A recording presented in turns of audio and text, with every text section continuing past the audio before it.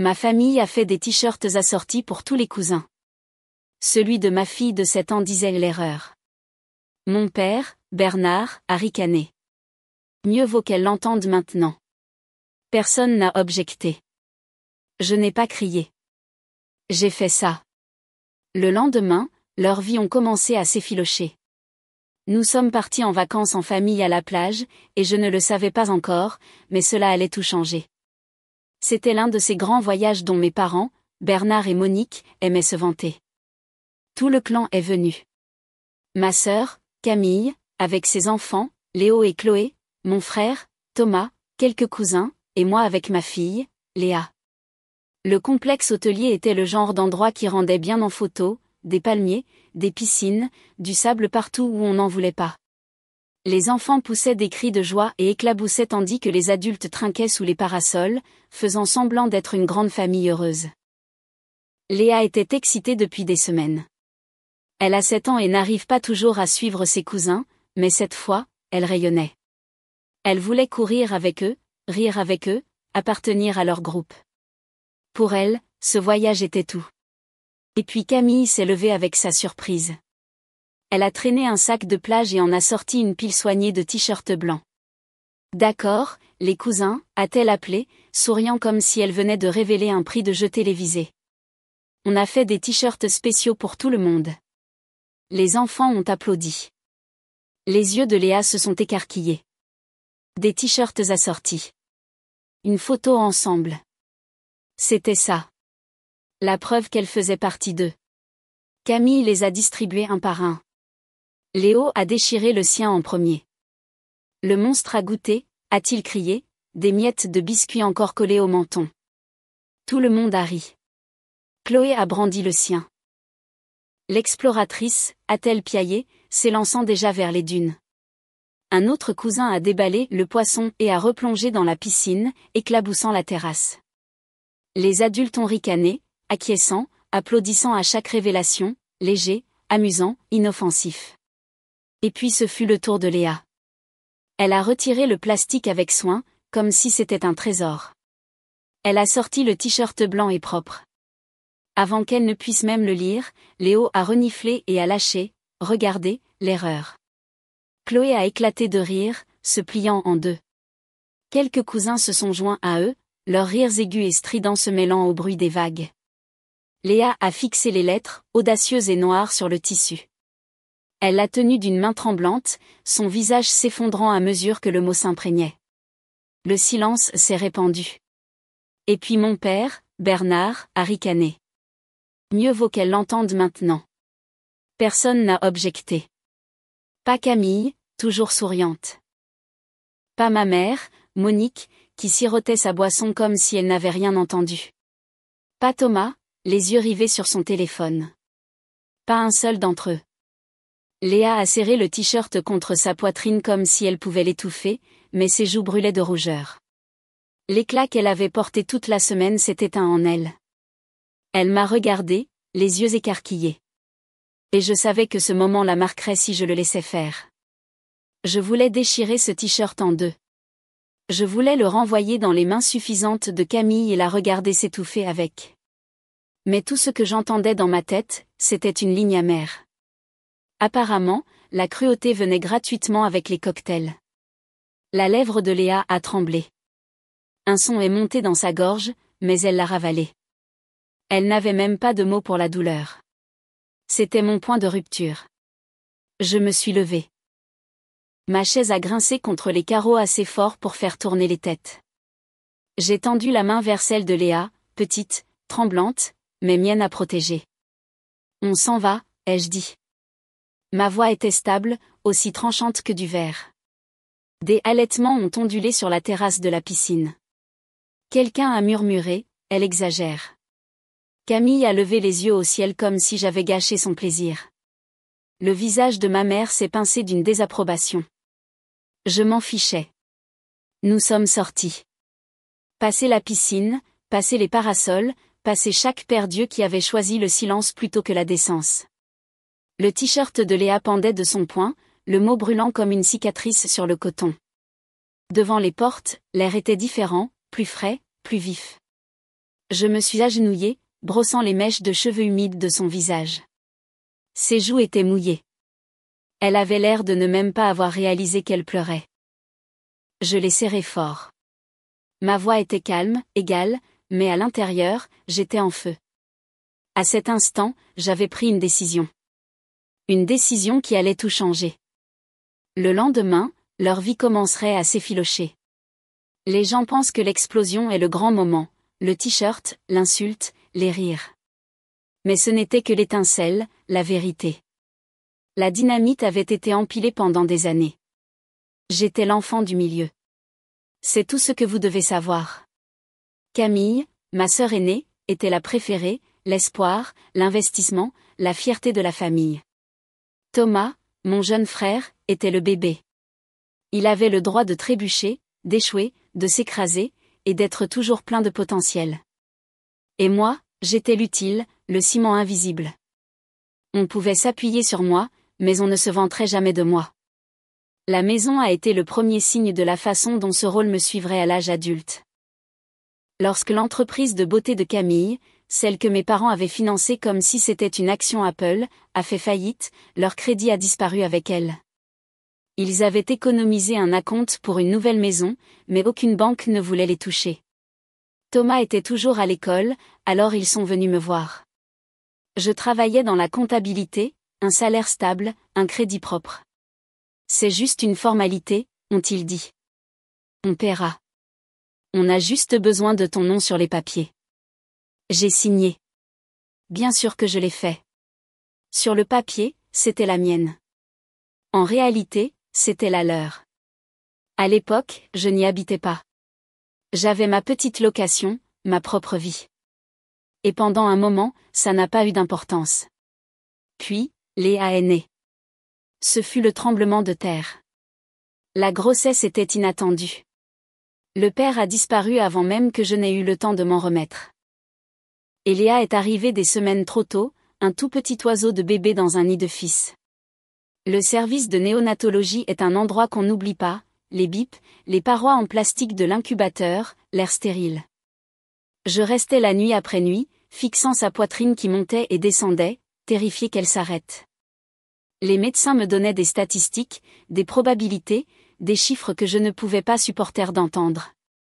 Il y a eu des nuits où je pensais la perdre, des nuits où je pleurais dans mes mains dans le couloir, priant tous ceux qui voudraient bien écouter. Puis vint le miracle. Lentement, elle s'est battue. Elle a ouvert les yeux. Elle a serré mon doigt d'une main si petite qu'elle enlaçait à peine mon ongle. Elle a appris à respirer. Quand elle est enfin rentrée à la maison, elle portait une cicatrice, une légère perte auditive, un petit appareil glissé derrière son oreille. Sinon, elle était entière. Mais voici la partie qui a irrité mes parents, les factures. L'assurance ne couvrait pas tout. J'ai vidé mes économies. J'ai contracté un prêt. Chaque centime que j'avais a servi à garder ma fille en vie. Et cela signifiait que je ne pouvais plus alimenter leurs urgences. Ils l'ont remarqué. Et ils s'en sont souvenus. Même des années plus tard, ils le mentionnaient. Tout ton argent est parti là-dedans, disait ma mère, comme si sauver Léa avait été une dépense insensée. Et puis, un instant, ils m'ont berné. Quand Léa est sortie, fragile et petite, ils ont semblé me soutenir. Ma mère cuisinait. Mon père me conduisait au rendez-vous. Camille déposait des vêtements de seconde main. Pendant quelques jours, j'ai pensé que c'était peut-être ça, la famille. Peut-être qu'après toutes ces années où je les avais portés, ils me portaient enfin. Alors j'ai emménagé dans la maison. Je pensais que c'était la sécurité. Je pensais que c'était de l'aide. Ce n'était ni l'un ni l'autre, car bientôt les vieilles habitudes sont revenues. Juste un peu pour les courses. Partage les charges. C'est juste. Couvre les réparations. Tu sais combien coûtent les chaudières. Au moment où Léa marchait, je payais un loyer. Au moment où elle a commencé l'école, je payais plus pour vivre chez mes parents que je n'avais jamais payé pour mon propre logement. Et plus je réussissais au travail, plus le montant grimpait. Chaque promotion, chaque nouveau client s'accompagnait d'une nouvelle contribution. À l'extérieur de la maison, il racontait une autre histoire. On a laissé Sarah et le bébé rester avec nous, disait-il, souriant comme des saints. On les soutient. Nous soutenir? Bien sûr. Appelons ça comme ça. Pendant ce temps, Léa grandissait. Elle était brillante, drôle, curieuse, mais la dynamique que j'avais connue toute ma vie commençait à s'immiscer en elle. Les enfants de Camille étaient des génies pour se souvenir de tirer la chasse d'eau. Léa devait gravir des montagnes pour obtenir la moitié de la reconnaissance. C'était dans les petites choses. La façon dont elle était exclue des jeux. La façon dont son appareil auditif devenait une blague. La façon dont le silence remplissait la pièce quand elle cherchait l'approbation. Je le voyais. L'ancien rôle transmis. Le scénario du bouc émissaire glissant sur les épaules de ma fille. 7 ans comme ça. Moi qui payais, elle qui rapetissait, notre monde se réorganisant autour du confort de tous les autres. Puis vinrent les vacances, la piscine, les t-shirts, l'erreur. Ce n'était pas l'explosion. C'était l'étincelle qui atteignit la mèche. C'était le moment où quelque chose en moi se brisa. Pas silencieusement cette fois, mais assez fort pour que plus rien ne soit jamais pareil. Le trajet en voiture pour rentrer à la maison fut silencieux. Pas le genre de silence paisible, mais le genre qui bourdonne dans les oreilles comme une alarme qu'on ne peut pas éteindre. Léa était assise à l'arrière, fixant la fenêtre, serrant cet horrible t-shirt blanc sur ses genoux. Je n'arrêtais pas de la regarder dans le rétroviseur, espérant qu'elle pleurerait, crierait ou dirait quoi que ce soit. Elle ne l'a pas fait. Et d'une certaine manière, c'était pire. Quand nous sommes entrés dans l'allée, elle a enfin parlé. Juste une phrase. « Maman, on peut juste rester dans notre chambre ce soir ? » Notre chambre ? Ma fille avait 7 ans et elle considérait déjà ce coin exigu de la maison comme un endroit où se cacher. Je voulais lui dire la vérité, que rien dans cette maison n'avait jamais vraiment été à nous. Ni le titre de propriété, ni l'espace, ni même l'air que nous respirions. Mais elle n'avait pas besoin de ça. Pas ce soir. Alors j'ai hoché la tête, lui et embrassé le front et les bordées. Puis je suis descendue et me suis assise à la table de la cuisine, fixant les factures, les reçus, la trace écrite d'une vie que j'avais payée pendant qu'il prétendait me soutenir. Et c'est là que ça m'a frappée. J'en avais assez. Assez d'être la silencieuse, l'invisible, celle qu'il pouvait vider de son sang tout en disant au monde que je devais être reconnaissante. C'était ma maison. Mon nom sur l'acte.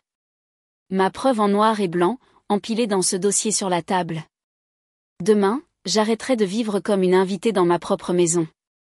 Demain, il verrait enfin qui détenait vraiment les clés. Le lendemain matin, j'ai apporté ce dossier au cabinet d'un avocat. Il a feuilleté page après page, son expression s'assombrissant. « C'est beaucoup », a-t-il dit finalement. « Essayez de le survivre », lui ai-je répondu. Il a levé les yeux. « Quel nom est sur l'acte ? » Le mien. « Alors c'est votre maison », a-t-il dit platement. « Vous pouvez les expulser. » C'était aussi simple que cela. Des années de silence brisées en une seule conversation. Ce soir-là, la cuisine était comme une scène. Mon avocat était assis à côté de moi, l'avis d'expulsion soigneusement plié devant lui. J'ai gardé mes mains à plat sur la table, le cœur battant si fort que je pensais qu'il ferait vibrer les verres dans le placard. La porte d'entrée s'est ouverte. Mes parents sont entrés, traînant leurs valises derrière eux, sentant encore la crème solaire et l'air marin. La voix de ma mère était pleine d'une fausse gaieté. « On est rentré », a-t-elle appelé. Puis elle s'est arrêtée, clignant des yeux à la vue de moi et d'un étranger assis à la table de la cuisine. « Qu'est-ce que c'est » a-t-elle demandé en fronçant les sourcils. L'avocat s'est levé en douceur. « Monsieur et Madame Dubois. »« Mon nom est » a-t-il dit, se présentant en faisant glisser les papiers sur la table. « Vous êtes signifié. C'est un avis d'expulsion de 30 jours. » Mes parents n'ont pas compris tout de suite. Ils ont échangé un bref regard. De la confusion, pas de la peur. Mon père a laissé tomber les valises et a froncé les sourcils. « Qu'est-ce qui se passe ? » « Vous êtes rentré tôt, ai-je dit doucement. « Tant mieux. »« Qu'est-ce que c'est ?» a demandé ma mère, posant son sac sur le comptoir. « Qui est-il » L'avocat s'est éclairci la gorge. Monsieur et Madame Dubois. Mon nom est Maître Paul Durand. Je suis ici au nom de votre fille. Leurs visages se sont figés. La mâchoire de mon père s'est crispée. La main de ma mère a plané au-dessus du comptoir. Au nom de notre fille, a-t-elle répété comme si elle l'avait mal entendu. Paul a fait glisser les papiers sur la table. Ce sont des avis d'expulsion formels. Vous avez 30 jours pour quitter les lieux. Silence. Un long silence lourd comme si la pièce elle-même avait cessé de respirer. Puis ma mère a ri. En fait, elle a ri.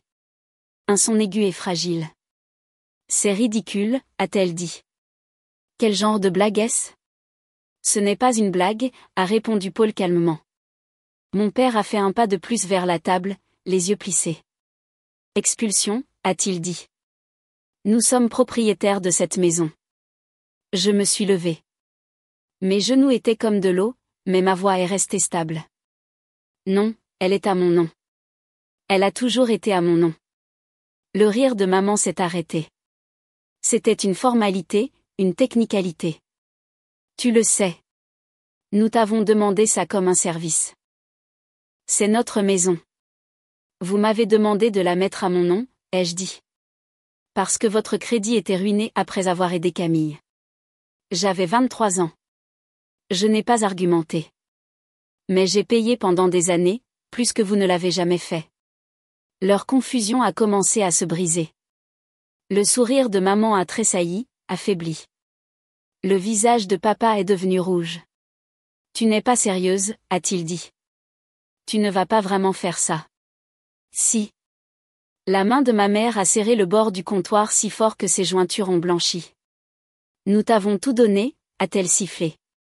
Nous t'avons reprise quand personne d'autre ne voulait de toi. Nous t'avons laissé vivre ici. Vous m'avez fait payer un loyer, ai-je coupé. Vous avez pris des milliers chaque mois. Et quand ma fille se battait pour survivre en néonatologie, vous m'avez dit qu'elle me vidait de mon sang. Cela a fait mouche. Mon père a tressailli. La bouche de maman s'est ouverte, mais aucun mot n'est sorti. Paul a poussé un deuxième document. Ce sont les registres financiers que votre fille a fournis. Paiement, virement. Des années de cela. Mon père a arraché les papiers et les a feuilletés. La couleur de son visage s'est assombrie. Tu as gardé des registres ? Oui. Ma voix a craqué sur le mot, mais je n'ai pas détourné le regard. Chaque centime. Et cela représente plus que la valeur nette de cette maison. Je ne vous vole rien. Je l'ai payé. La voix de maman est devenue stridente. Tu es notre fille. Tu penses que tu peux juste nous jeter dehors comme des étrangers ? Je ne vous ai pas jeté dehors, ai-je dit doucement. Vous l'avez fait vous-même. Vous ne l'avez juste pas remarqué. La pièce est restée immobile. Leurs yeux ont finalement montré. Plus de confusion, mais de l'incrédulité, puis de la fureur. Dans leur esprit, ce n'était pas moi qui reprenais ce qui m'appartenait. C'était une trahison, un vol. Mon père a claqué les papiers sur la table. Tu regretteras ça. Tu ramperas pour revenir. C'est notre maison, Sarah. Pendant des heures, j'ai soutenu son regard. Plus maintenant. Paul s'est levé alors, lissant sa cravate. Vous avez 30 jours, a-t-il dit calmement. Nous vous recommandons de prendre des dispositions immédiatement. La voix de maman a craqué en un murmure. Comment as-tu pu nous faire ça ? Je n'ai pas répondu, car si je l'avais fait, j'aurais peut-être commencé à pleurer. J'ai juste regardé alors qu'ils restaient là, bronzés et stupéfaits, serrant toujours leur sac comme s'ils étaient entrés dans la mauvaise maison. Les cris sont venus ensuite. Rage, trahison, malédiction lancées comme des couteaux. Mais le combat était parti. Le choc les avait vidés. Ils le voyaient maintenant aussi clairement que moi. Ils avaient 30 jours. Et pour la première fois de ma vie, ce ne serait pas moi qui ferais les cartons. La maison était trop silencieuse après qu'ils aient été signifiés. Pas paisible, pas reposante, juste lourde. Mes parents se déplaçaient comme des ombres. Chaque placard se fermait un peu plus fort que nécessaire. Chaque pas délibéré comme s'ils voulaient que j'entende le poids de leur colère. Ils me parlaient à peine directement, se murmuraient seulement des phrases à moitié finies. Le silence ne ressemblait pas à une reddition. Cela ressemblait à un complot, et j'avais raison. Environ une semaine plus tard, ils m'ont demandé de m'asseoir dans le salon juste pour parler. Camille est venue aussi, comme si elle attendait son signal. J'avais le pressentiment que ce n'était pas vraiment une conversation, plutôt un piège. Mais je ne l'ai pas dit à voix haute. Pas encore. Je me suis juste assise et j'ai attendu. Nous étions assises face à face, moi sur le bord du canapé, eux alignés comme un tribunal. Ma mère a croisé les bras. Camille a souri d'un air suffisant comme un chat qui a avalé un canari. Et mon père s'est penché en avant avec ce regard de déception répété qui avait été ma berceuse en grandissant. Ma mère a commencé. Sarah, tu ne peux pas aller jusqu'au bout avec cette expulsion. C'est cruel. C'est mal. Tu le regretteras. Je n'ai pas répondu. Je les ai juste laissés parler. Mon père a repris. Si tu insistes pour nous voler, alors nous n'aurons pas d'autre choix que de dire la vérité sur toi. La vérité? J'ai levé un sourcil. Humour sec. Mon armure. Ce sera nouveau. Camille s'est penchée. Nous irons à la protection de l'enfance. Voilà. Nous dirons comment tu bois, a ajouté ma mère rapidement. Nous montrerons les vidéos. Il m'a fallu une seconde pour comprendre ce qu'elle voulait dire. Le clip d'un barbecue l'été dernier. J'avais bu un seul verre de vin pendant que Léa jouait avec ses cousins. C'était leur preuve. Et nous témoignerons, a dit Camille en douceur. 3 témoins indépendants diront que tu la laisses seule, qu'elle est négligée, que tu lui cries dessus, qu'elle arrive à l'école avec des bleus. Mensonge, ai-je dit platement. Témoignage, a corrigé mon père. Ses yeux étaient froids. Penses-tu vraiment qu'ils te croiront plus que nous? 3 adultes, la famille, unis. Pendant un instant, la pièce a basculé. L'air était épais, comme si je respirais à travers du coton. J'ai regardé leurs visages, mes parents, ma sœur, et j'ai réalisé qu'ils ne bluffaient pas. Ils étaient sérieux. Ils me brûleraient jusqu'au sol si je ne cédais pas. Mais je n'ai pas bronché. Je n'ai pas discuté. Je me suis juste levée. Nous avons fini ici. Je suis sortie, j'ai pris la main de Léa et j'ai quitté la maison. Nous avons fait 2 sacs et sommes allés rester chez une amie de l'autre côté de la ville. Pour la première fois depuis des années, je n'ai pas dit à mes parents où j'étais. Le lendemain matin, je suis entrée dans le bureau de mon avocat. J'ai posé mon téléphone sur son bureau et je lui ai dit que j'avais enregistré avant cette conversation. J'avais eu le pressentiment qu'ils allaient tenter quelque chose, alors je l'avais glissé dans ma poche et laissé tourner. Lorsque l'enregistrement a été diffusé, la pièce s'est remplie de leurs voix. Si tu insistes pour nous voler, nous dirons la vérité sur toi. Nous irons à la protection de l'enfance. Nous témoignerons. 3 témoins indépendants. Lorsque l'enregistrement a pris fin, le silence dans le bureau était différent du silence à la maison. Ce silence avait du poids. Mon avocat s'est lentement adossé, ses yeux plus perçants que je ne les avais jamais vus. C'est de l'extorsion, a-t-il dit. Et c'est un crime. J'ai hoché la tête, mais ma gorge était serrée. Le réentendre le rendait encore plus laid. Il a tapoté le téléphone. C'est admissible. Consentement d'une seule partie. C'est suffisant pour les ruiner s'ils tentent quoi que ce soit. Bien, ai-je dit. Ma voix a craqué, alors je l'ai éclaircie et j'ai réessayé. Bien. Il s'est penché en avant. Voici ce que nous faisons. Nous leur servons cet enregistrement. Nous leur faisons comprendre clairement, s'ils essaient de déposer un rapport, nous allons d'abord à la police. Faux rapport, chantage, extorsion. Ce seront eux qui iront au tribunal. Et s'ils continuent quand même, alors la protection de l'enfance enquête. Et cet enregistrement les enterrera. Vous en sortirez indemnes. Pas eux. Pour la première fois depuis des semaines, j'ai presque ri. Sec, amer, mais réel. Finalement, ils diront la vérité sans le vouloir. Ce soir-là, nous sommes retournés à la maison. Pas avec Léa. Elle est restée en sécurité chez mon ami, juste moi et l'avocat. Mes parents et Camille étaient à la table de la cuisine au milieu d'une conversation. Quand nous sommes entrés, ils se sont figés. Quoi encore, a grogné mon père. Mon avocat n'a pas perdu de temps. Il a posé mon téléphone sur la table, a appuyé sur lecture et a laissé leur voix les trahir. Nous irons à la protection de l'enfance. Nous témoignerons. 3 témoins. La couleur a fui le visage de ma mère à mi-chemin. Mon père a essayé de faire le bravache, mais sa voix s'est étranglée. Le sourire de Camille s'est effondré comme du papier sous la pluie. Quand ça s'est terminé, le silence était brutal. Ceci, a dit mon avocat, calme comme jamais, est du chantage. C'est de l'extorsion et c'est un faux rapport. Tous des crimes. Il s'est penché, sa voix assez nette pour couper du verre. Si vous osez faire un seul appel à la protection de l'enfance, cet enregistrement ira directement à la police. Vous ne perdrez pas seulement cette maison, vous ferez face à des accusations criminelles. Mon père a claqué sa main sur la table. C'est notre fille et elle nous vole. Correction, ai-je dit, ma voix comme de la pierre. Je suis votre fille et j'en ai fini de vous laisser me voler. Ma mère a secoué la tête, les yeux humides. Nous t'avons fait confiance. Nous t'avons tout donné et tu déchires cette famille. Non, ai-je dit doucement. Vous avez fait cela la seconde où vous avez appelé mon enfant une erreur.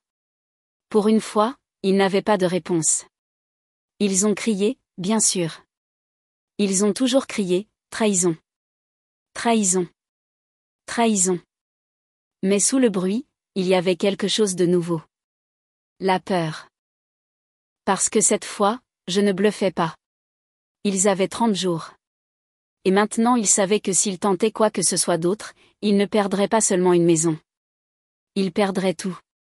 Ils ont déménagé le 30e jour, comme le disaient les papiers. Des valises devant la porte. Pas d'au revoir. Pas d'excuses. Je ne les ai pas regardés partir. J'ai juste laissé le silence se refermer derrière eux. Un silence qui, pour une fois, m'appartenait. 6 mois plus tard, la maison est toujours à nous.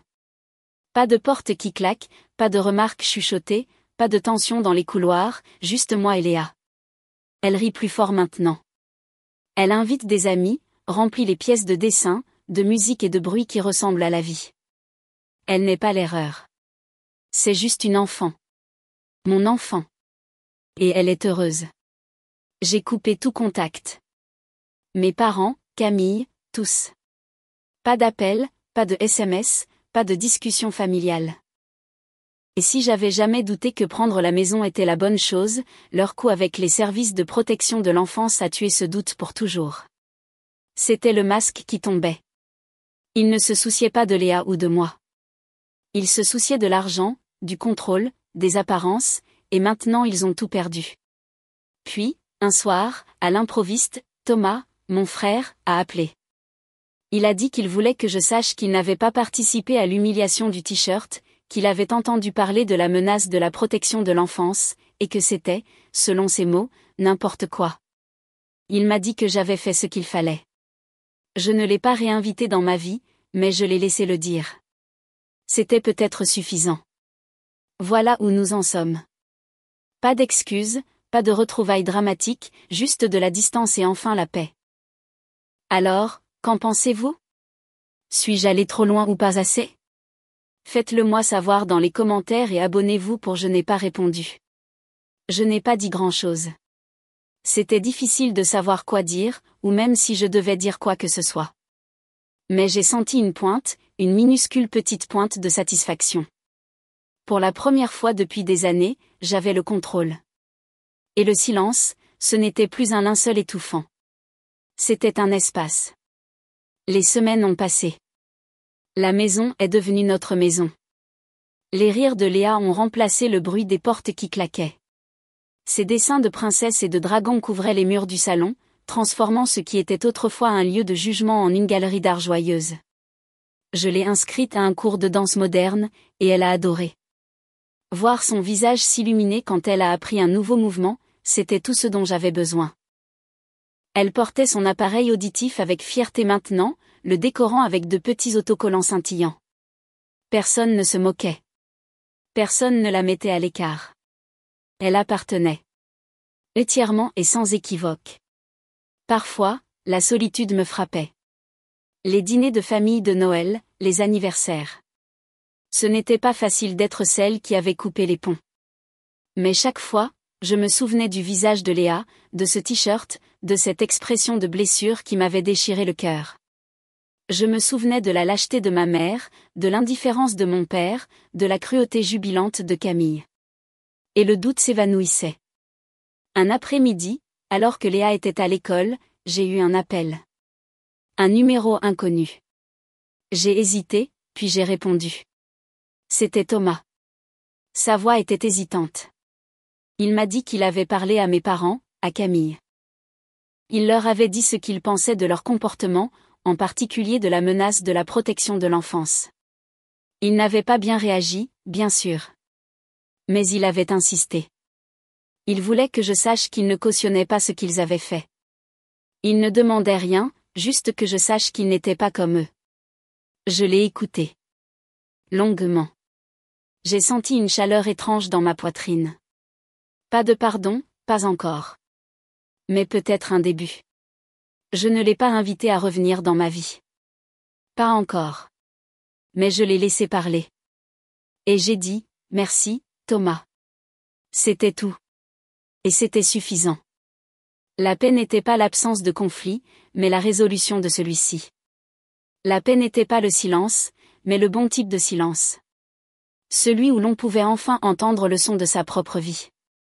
La paix, c'était Léa qui riait à travers la maison. La paix, c'était ma conscience claire. La paix, c'était de savoir que j'avais protégé mon enfant.